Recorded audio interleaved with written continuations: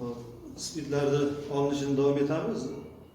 Bular endi bolalar biokimyoviy usullarda olinish deyiladi. Biokimyoviy, ya'ni organizmda bo'ladigan yoki kraxmal, sellyuloza kabi organik mahsulotlardan olinish usuli.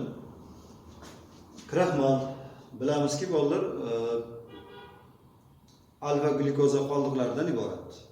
Yana bor amilopektin, amiloza kabi turli xil fosfatsit efirlari kabi aralashmalar bor. Lekin asosiy qismi kraxmal. Alfa glyukoza diastaza fermenti ishtirokida suv bilan gidrolizlanib, tegishlicha suvni biriktirib olib o'ziga glyukozani hosil qiladi. Xo'p, kraxmaldan glyukoza hosil bo'ldi. Nimalar u kraxmal saqlaydigan? Makka jo'xori bo'lishi mumkin, bug'doy bo'lishi mumkin, javdar bo'lishi mumkin, kartoshka bo'lishi mumkin.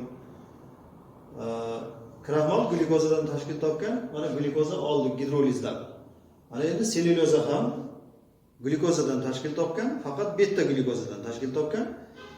Bu endi sellyuloza toza glyukoza, tozaroq glyukoza, uni tarkibida aralashmalar kamroq. Mana kraxmalga nisbatan bu ham gidrolizlanganda glyukoza hosil bo'ladi, faqat beta glyukoza.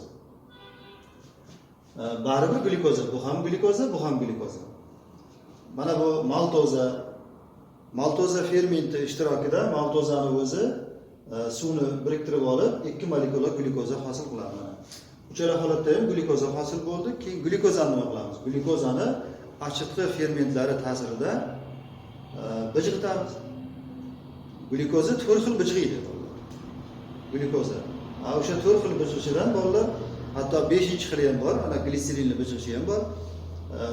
Glyukozani bijg'ishi, mana spirtli bijg'ish, mana marhamat glyukoza etil spirti bilan, ya'ni etanol yoki etil spirt ham deb aytiladi. Etil spirti bilan karbonat angidritgacha ajraladi. Demak, biokimyoviy usul mana shu glyukoza saqlovchi, ya'ni shakarsimon moddalarni gidrolizlab glyukoza hosil qilish va glyukozani bijg'itib etil spirti olish. Demak, mana shunday usullarda spirtlarni olish mumkin ekan.